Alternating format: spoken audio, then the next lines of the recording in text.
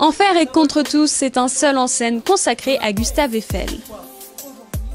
Il est interprété en alternance par Alexandre de Limoges ou Valentin Gillard. Bonjour, moi je m'appelle Valentin Gillard, je suis comédien, j'ai 33 ans et je viens de Bretagne, d'une charmante petite île bretonne, Belle-Île-en-Mer, et je suis arrivé à Paris en 2011.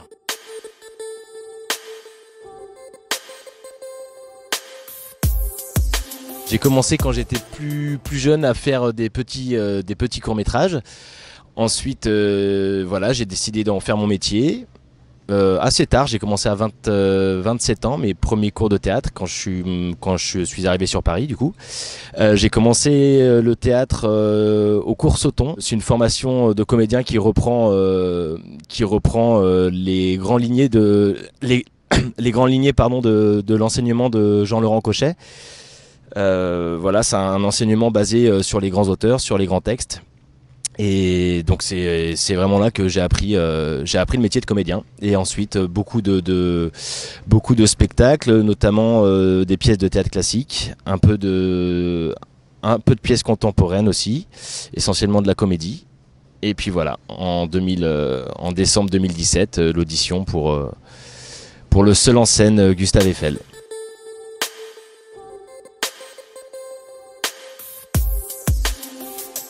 C'est un seul en scène écrit et mis en scène par Alexandre de Limoges, qui raconte la vie de Gustave Eiffel. En fait, l'histoire se passe, nous sommes en décembre 1888, à 3 mois de la fin de la construction de la Tour Eiffel.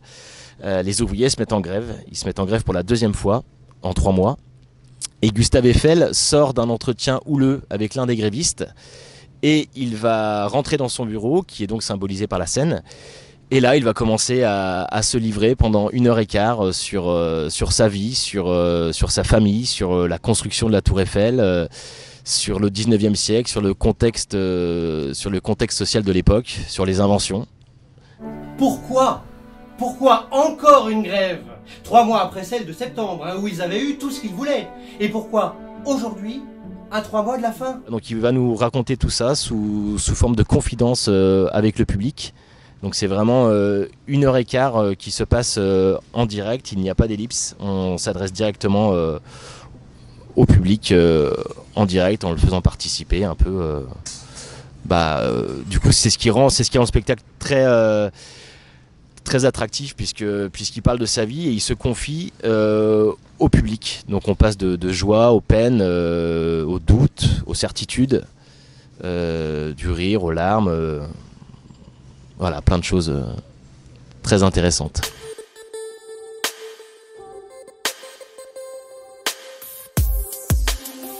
Le personnage, comme je l'interprète et comme Alexandre voulait qu'on le travaille, c'était jouer vraiment ce côté visionnaire, un passionné vraiment des inventions.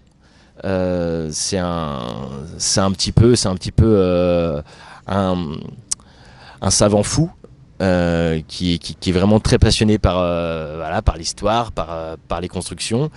Et il a ce côté aussi excentrique. Donc ça, je pense que c'est important de le montrer. Alors c'est pas le vrai Gustave Eiffel, puisqu'on ne sait pas comment ce qu'il était. Mais en tout cas, c'est la vision qu'a voulu donner Alexandre du personnage. C'est d'avoir ce côté excentrique qui donne une petite touche humoristique au spectacle et au personnage.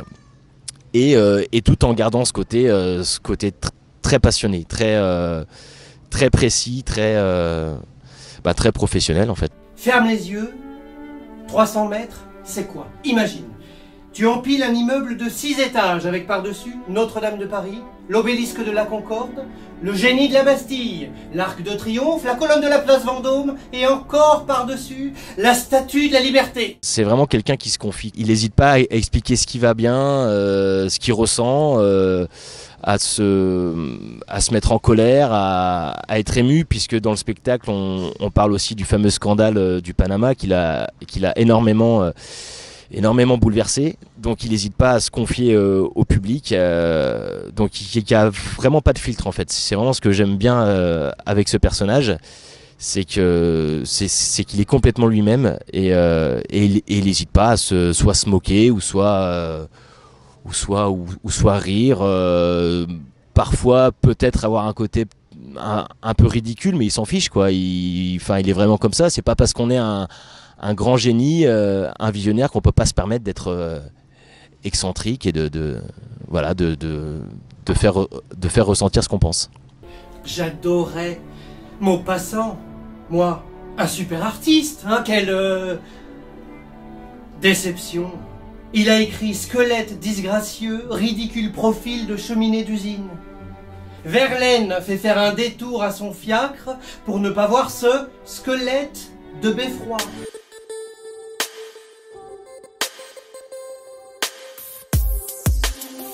Pas du tout. Ça m'a permis de travailler mon histoire. Du coup, c'est l'avantage aussi de ce spectacle, c'est qu'il nous fait apprendre des choses.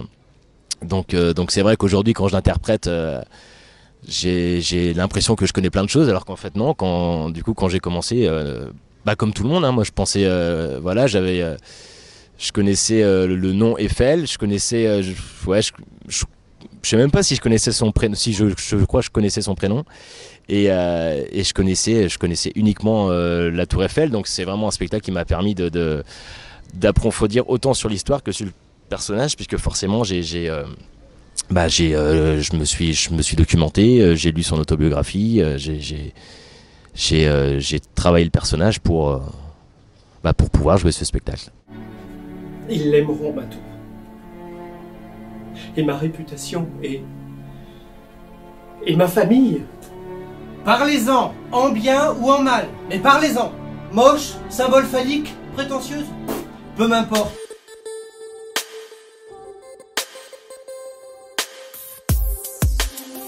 S'il y a un moment du spectacle que j'aime bien, c'est quand il s'adresse au public en leur disant qu'il faut oser faire des choses, parce qu'en fait donc lui c'est ça, il a eu comme tout le monde, il s'est lancé dans ce qu'il voulait faire avec plein d'incertitudes et il a eu plein de galères, mais le message qu'on fait passer aux gens, enfin l'un des messages qu'on fait passer que moi me parle beaucoup, parce que en voulant faire le métier de comédien, en se lançant dans le milieu artistique, forcément c'est une voie assez risquée, puisqu'on n'est pas sûr d'en faire son métier.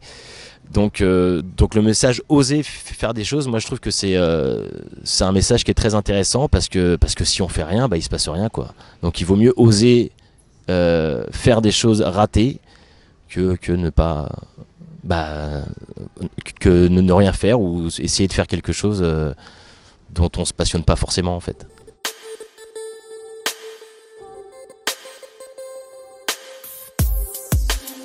Pas forcément d'anecdotes précises. Il y a, c'est plutôt quand j'interroge les gens. En fait, on se met dans la position de Gustave Eiffel, et en fait, comme c'est un spectacle forcément qui va attirer pas mal de passionnés d'histoire, on se retrouve quelquefois face à des gens qui sont très très calés sur le sujet, et donc forcément des fois quand on les interroge sur des sujets précis où normalement les gens ne savent pas, et des fois on tombe sur des personnes qui sont très calées et qui peut-être en savent mieux que moi sur le spectacle, donc des fois ça fait un petit peu bizarre d'être surpris, mais en tout cas du coup je trouve ça bien qu'il y ait aussi que ça attire autant les gens qui ne sont pas forcément instruits sur le sujet que des grands passionnés d'histoire et de construction.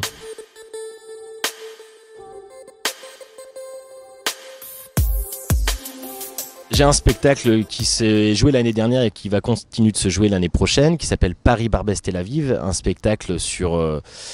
c'est une comédie qui dénonce le racisme et les préjugés, donc en ce moment, ça fait plutôt du bien, puisqu'on touche des sujets plutôt sensibles.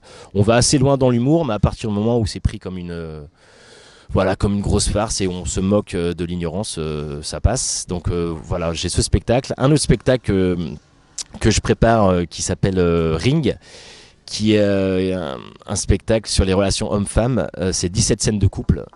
Et c'est les relations hommes-femmes, donc des relations amicales, des relations amoureuses, des relations sexuelles, des relations de harcèlement, du coup, enfin tout ce qu'on peut trouver dans les relations souvent compliquées entre l'homme et la femme.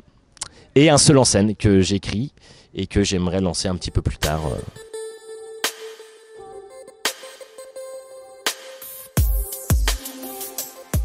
N'hésitez pas à venir voir Gustave Eiffel, Enfer et contre tous. Un très bon moment garanti, vous allez apprendre plein de choses, vous allez sourire, rire, être ému aussi, puisque on passe par toute une palette d'émotions. Donc voilà, que vous soyez passionné d'histoire ou non, je vous invite à venir voir ce spectacle pour en savoir un petit peu plus sur ce grand visionnaire incompris de son vivant, créateur de la Tour Eiffel, Gustave Eiffel.